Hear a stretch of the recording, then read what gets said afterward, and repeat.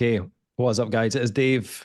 It is Duncan back from Metal Epidemic, and we are very, very excited to be joined by Rob from New Jersey death metal band Cognitive. Rob, how you doing, my man? I'm good. I'm good. I'm so glad to see you guys again. I just told you Ah, that a minute ago, but I'm so excited. yeah, it's great to finally meet you. Been like huge fans for what seems like a long time now, but it's like great to actually kind of connect and chat with you. We've been dying to talk I'm about the hurt. band. I'm hurt you said that. We already did this on the last album, I remember. um, did we? Yeah, I was all excited because that's how I ended up being Facebook friends. And I was like, these guys are so cool. And you really knew your Ah. shit. I'm hurt, Dave. I'm done. I'm done with this. Like you say that we know our shit, but there's a huge swath of the internet that would beg to differ. Um, we think we have a kind of passing knowledge, but Yeah. fail at the big hurdles. So I feel like this interview has probably come at the perfect time because you guys are literally about to embark on a European tour with a Scottish mhm. death metal band called Party Cannon. So like this is like basically your pre-tour Scottish coaching session, kind of. It's practice for me to really try and understand what the fuck they're saying. I get it. I have such a hard time. I love Chris Ryan. I talk to him all the time. I'm like, dude, man, it's hard sometimes. It's fucking hard. Yeah, like that to put you in the picture, they are located what would be a 30-minute drive from where we are, 35-minute drive. And that's how much the accent can change. Like I know in America you have to like drive 4 or 5 hours or something, and then you start getting those accent changes. Yeah, yeah. In Scotland, it's as small as 30 minutes. So yeah, if you can understand Glaswegian, you can understand anyone. Yeah. Anyone I think anywhere. they're are they like I think they're like Fife area, are they not? Like Party Cannon. Are they five? I think they're Fife. I think Oh, that's they're even worse. You've got no hope then. yeah, Like, don't even try. Don't even try. That's even I think so. closer. I think so. So, I'm sure Dunfermline rings a bell. I'm sure it's over that way. no good music's come from Dunfermline, Dave. Oh, So that's how we lose listeners. Speaking of the new album, right? So, like, obviously, you're a couple of years removed from the previous one. Me and Dave loved it. I mean, I it's liked safe it. to say that. Like, it was like there was stars going everywhere and explosions or whatever. We absolutely loved it. At what point in the process of that album coming out, some bands are always in writing mode, so like the guitar's never down, or like they're never away from their computer, kind of composing things. At what point do you guys, as a band, like shift from albums out, albums done, we're going to go and tour it now, to let's start writing material for the next album? it varies. But between the last record and this one, we had kind of written that record, started writing some new stuff. Because the COVID and all happened, we were just like, all Mm-hmm. right, let's just keep writing. And then things opened up and we could tour. And it was like, okay, well, we can finally tour the record. But I had been messing with some stuff, and so did Harry. So we were kind of hitting the ground running for this. But we tried to get as much touring that we could in for the last record with Yeah. some of the support slots we were getting. So we kind of hit the ground running. But Mm. it's always just, hey, there could be 3 months where nothing got wrote, and then there could be 2 weeks where there was 3 songs written. Yeah, yeah. Mm. I think because to me, like listening to the new album, the thing that kind of it just sounds like a steroid version of the last album. It's like Ivan Drago and the treadmill in Rocky Four. It just sounds like you've just captured all that energy, but just made it better. Like it just for whatever reason, like listening to it today, and we've kind of spoken about this already, but I binge listened 4 back to back today because we're reviewing the album tomorrow. And by the second listen, I was like, how how do you approach the writing process? Like every time I think I've heard the heaviest riff you guys can write, or the most insane groove that can be slotted in to like this extreme bit of music, you guys seem to flip it. It's just like it's so like it's such a playful album, but at times so precision perfect. It's very daunting to listen to. I just wonder if that experience of kind of of COVID coming out that, and then that intensity of having to cram in what would have been maybe 2 years of a album cycle, turning it at a smaller scale, had an impact on urgency on the writing, do you think? I just think it was more of like Metal Blade. It's fucking Metal Blade, you know what I mean? Like I was just like, we got to write a good album, and we were all assholes to each other. Like, yo, your riffs suck, or your drums suck, or your lyrics are whack, or this or that. Like we were like that more than we ever have been, and I think it paid off and it showed. And I think like we all really I think Malevolent was really important to us as far as like finding ourselves as a band. But I think this one we were really like, okay, well, we kind of got it, but let's like do it better, kind of like what you said earlier. But everything was just like this the whole time. Like I didn't write all the not even just me and Harry. Like the first song, Abhorrence, AJ wrote all the guitars for that except for one riff. Oh wow. I wrote the best riff in it, obviously. But and Shane wrote all the guitars for As the Light Fades. Wow. And I wrote all the lyrics and vocal patterns for Abhorrence. So there was like some different stuff going on. And I just think everything flowed and it felt good. So, I wish I had some big elaborate story on how it came to be and all, but it was just like, all right, we got to do this like good. And so is that a change to how you would generally have approached previous albums then? Would you've all kind of more stuck specifically to one that, like, I do this part of the band, so that's what I do? Or has there always been a collaborative effort between, like, I've got some really cool lyrics for this, or, I've got a guitar it's always been like, hey, I got an idea for this. Let's see where it goes. Because like on the last record, like I had wrote the lyrics to Arterial Red, and I wrote the vocal patterns for it, and like Tyler had written the lyrics to The Mall and the vocal patterns for it, which was about Halo. And it just happened. Somebody would be like, yo, this clicked, I'm gonna do it. Like no one's ever been like, I've got to write everything for this instrument or this song. It's never been like that. No one's like tyranny. Yeah. I think to be honest, I think that's a healthier approach. I think bands last longer in the long run. I don't know, unless you're like Megadeth.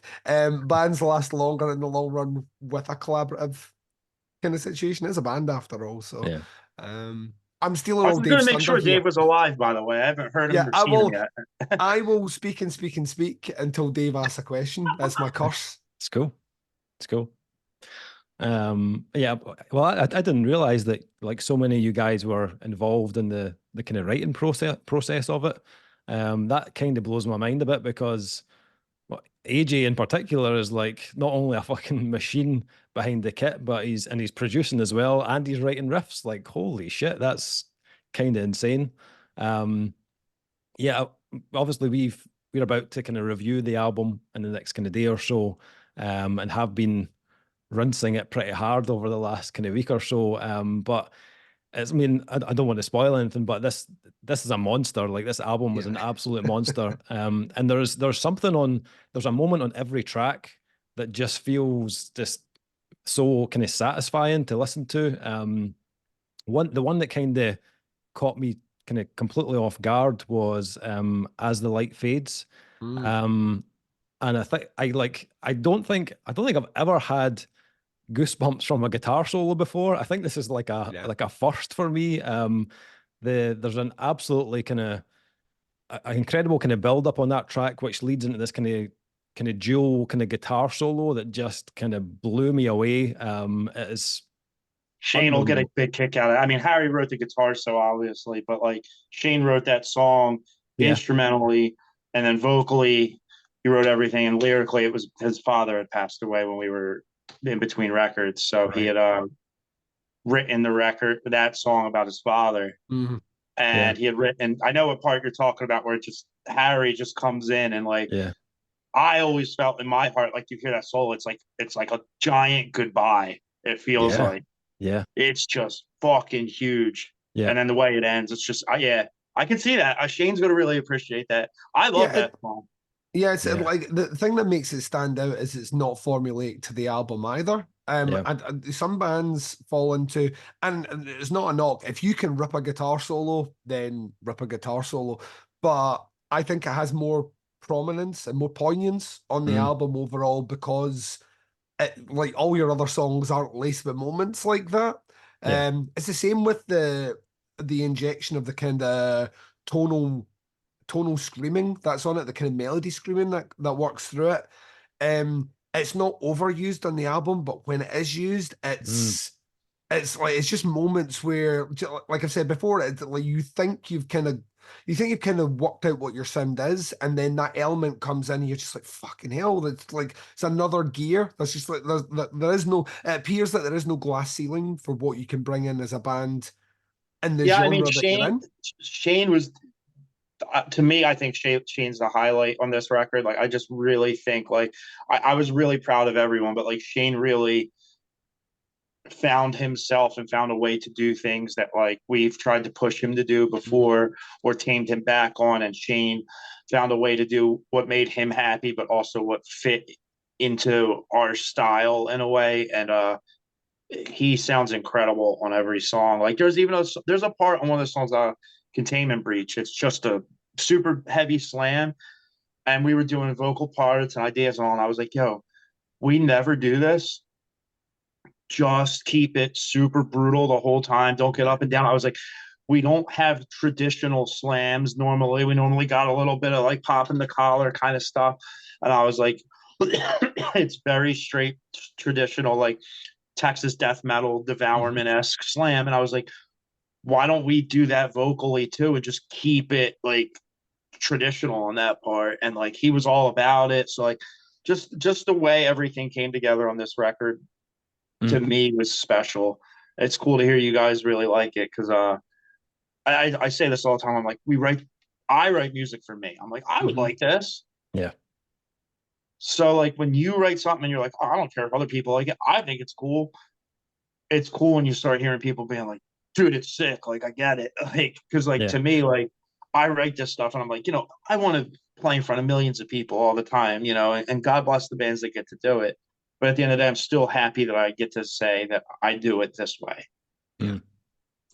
And if it ever gets to that point, awesome. And if it doesn't, like, it's heartbreaking in a way, but there's that part of me where I'm like, I got to do the music that I wanted to do. Yeah. You said it yourself. I mean, you've landed new albums out on Metal Blade, which I mean, as a metal fan, is a huge achievement. I mean, that label has history. I mean, for years have just been behind, like just like a murderer's row of acts. In terms of making that move onto that label, how was that adjustment for you? Is there a kind of right, we're now on this label now, but timescales are tighter than they were before? Or what's that experience like? Are you still very much right, this is the window we're looking for you to bring an album in? And if you've kind of already started that writing process, that's cool. It Or was it was very like there was no like, you guys got to do it this way or that way. We expect this from you. Like, it was just write what you want. When you're ready, let us know. We'll pencil it in. We'll let you know it's going to come out. And like, they're incredible over there. And I'm not just saying to be like, oh, Metal Blade's nice to us, guys. Like, no, they're fucking sick. They're fucking sick. Yeah. It's definitely a change of gears in a way with the way things are ran, because it's so like this all the time by the book. Like, it's like, okay, well, when you hand it in, it's got to be done like this, and this has got to be done like that. But it's for efficiency, and it's fucking awesome, and I appreciate it. It's awesome, man. Yeah. In terms of like the new album, obviously it has the kind of the cognitive kind of main components on this release. It has the the kind of the big grooves and the technicality and stuff. The one big thing that kind of for me really stood out on this one was just how memorable it was after even just one spin of the album. I had so many parts still kind of spinning around in my head after I heard the album. And it wasn't until I listened to it again 2 or 3 times, and I noticed, there's certain parts, certain elements that you do kind of repeat maybe a couple times more than previously. Was that something that you consciously decided to do on this album? Yes. Yeah. We were like, like, that was the big thing for this record. The two big things was like trying to get in the repeating parts a little bit more, because I think we're just old and miserable. Like, I listen to bands I used to love. Sometimes I'm like, how the fuck did I even remember this shit? Like, I used to be able to sing you every Dillinger song off 43% from the back and Calculating Infinity. I mean, and I'm like, bro, like, I don't know how I ever remembered this. And like, it's sick. I love that band. It's super important to me. Yeah. But I know I was just like, why don't we try and come back to some parts more? Everyone wanted to do it. And I think the other big part for this, just moving forward, was we went back and revisited a lot of the older Cognitive CDs, and we were like, we can get back to doing some of this stuff too, because it was cool and different, but we have to do it in a more mature, cohesive way. Yeah, yeah, it definitely comes across on the new album. What in terms of the kind of recording process with AJ, how did that work? Does he do everything on his own, or do you guys all go to the studio and kind of work on it? Or AJ recorded his drums. I was there one day just to help him, or like he was like, come here and just let me know if you want me to redo anything. Yeah. We trusted him. He did great. And then the crazier part for me for this record recording was Harry was on a job where he was traveling. All right. And he couldn't make it to the studio. Okay. So normally, like, I'll play all the stuff that like I play better. He'll play all the stuff he can play better to make the record as tight as possible. Yeah. I had to play all the guitars on the record. Right. Right. Oh, Not the guitar solos, because I'm not that good. But I had to do all the rhythms, everything, including Harry's songs, Harry's riffs, everything. Okay. So then Harry recorded his solos in a hotel while he was at work and was sending the files. And just sent the files to AJ, and then the other guys went into AJ and recorded their stuff. What's it like recording with? So, a question I ask almost every band that we've ever spoken to, where someone in the band has been the producer. When you go and work with someone who has maybe listened to some of the demos that you've done ahead of you coming in, and then you sit down with them and then they record and they have ideas and they feed things in and kind of tease things out from you. I imagine that's a different experience when the person in the band knows what you're capable of, like knows your limitations, knows how far they can push you. Is that more of a pressure when it comes to recording? Or do you see that as a challenge because you can't really hide behind anything because this guy knows your limitations or the extent you can push things, or knows how far he can push you verbally? My thing is for me. I'm hard on myself. I'm like, I should be able to go there and do it first try. No matter what. Because I'm just like, oh, like if I can play it live, I can do it in the studio. Obviously, live, I'm getting away with more because I look cool as shit on stage, rocking out and mess up because of it. But there's no excuse for that in the studio. So I'm just hard on myself because of that. So yeah, I mean that's how I treat the studio. Yeah. Come on. Nice. Obviously you've got the European tour coming up with Party Cannon, like we mentioned. Is that like what, about 3 weeks or something like that? So 2-3 weeks you're away? Like 2.5, I think, something like that. All right. Okay, cool. And then what's the kind of rest of the year looking like? Is there obviously the album's going to be dropping on the 17th, but then after that, is it more tours? Is there a Scotland date? That's what Dave's. It's a long way to get to a point here. Is there a Scotland date? We're working on trying to get to England, hopefully next year. Maybe just try and do an England tour, unless we get the UK. I'm sorry. Yeah, I apologize. I apologize. No. Listen, I apologize. don't let I'm better Dave. than that. Don't let Dave I messed get up. on you there. I apologize.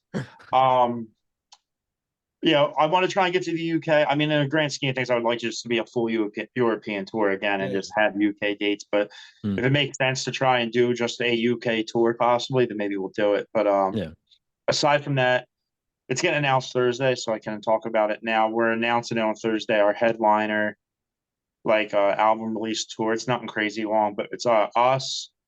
We're taking Dysentery out with us. I don't know if you're a fan of them, if you're into Neanderthal Slam. And I personally think this band's doing something really special right now. We're bringing out Atre Billis. Oh, yeah.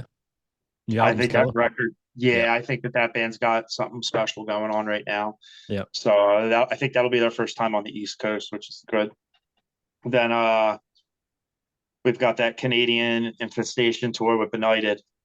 Oh, And they haven't been over there in like 9 years. So oh, fuck. that's super rare and sick. It's only like 9 or 10 days, but it's super And special. I'm their new super album excited. as well is another one where we were talking about that recently. There's a like before I even needed to hit play on that new album, I knew I was gonna love it. And then I loved it. It's That so band's fucking great. good, man.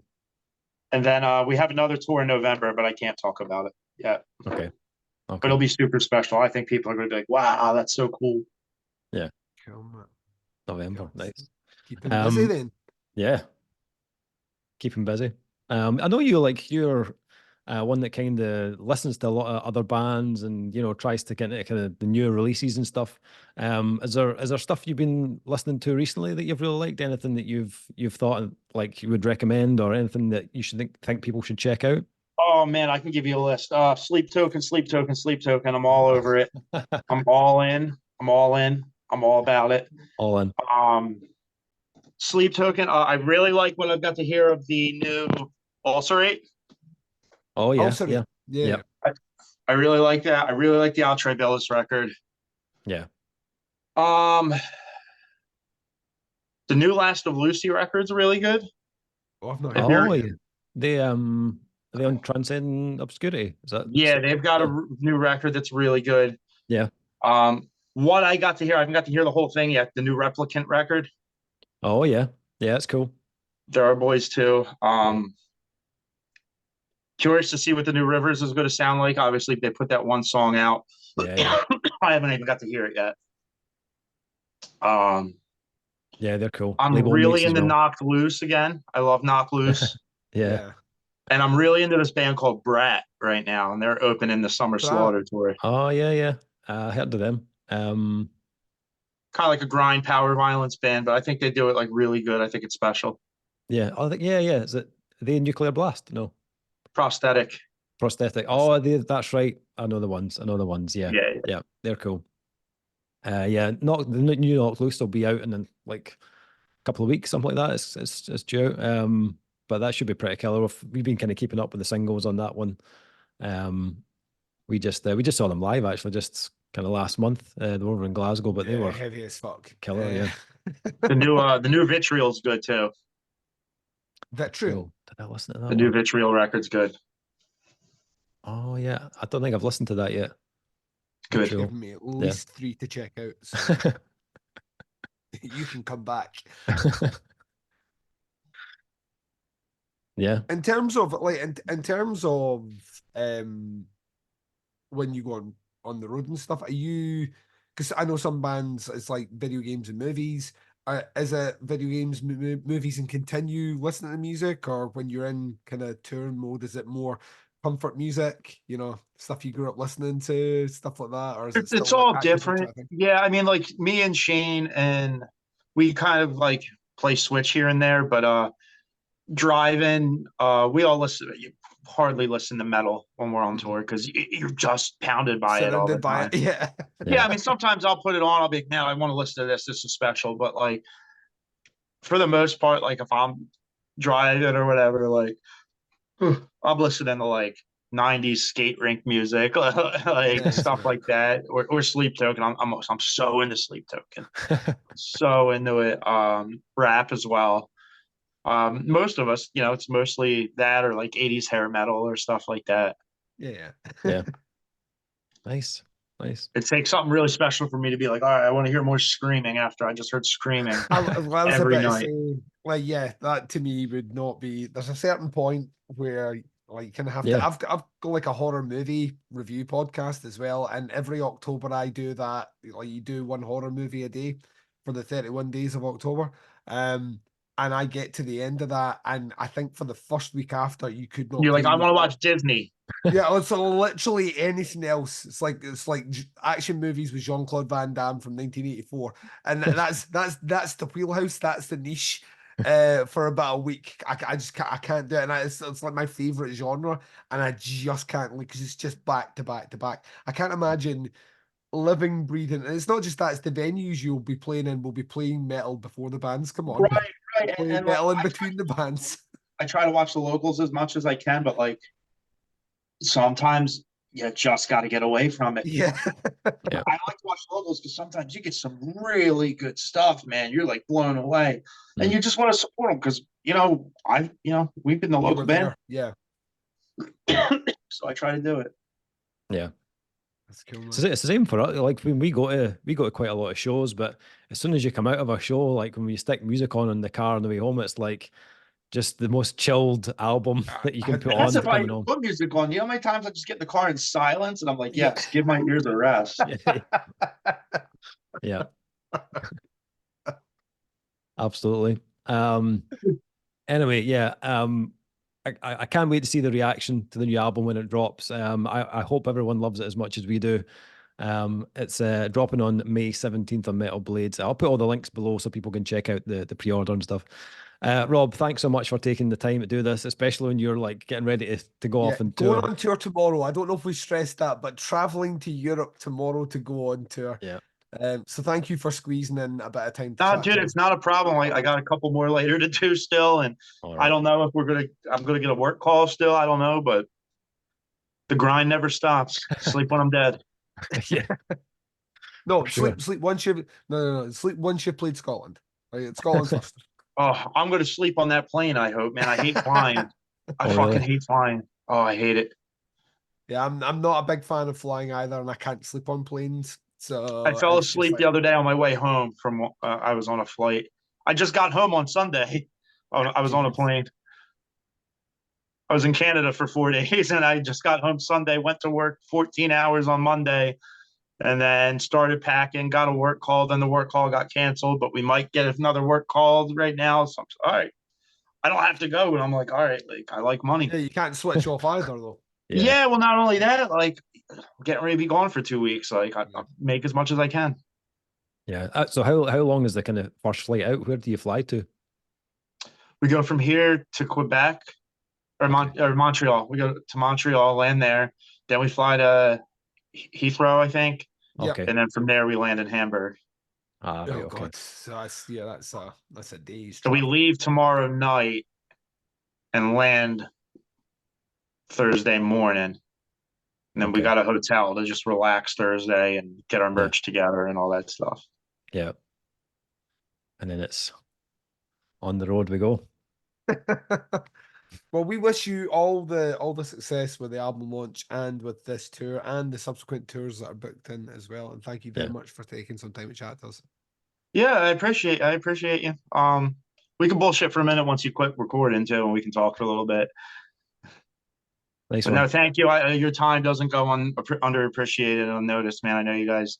I tell everyone this, like it's very low gratuity for you guys doing this kind of stuff. You do it because you love it. I get it. We appreciate it. Yeah. Thank you. Nice one. Thank you. No, thank you. Thanks, Rob.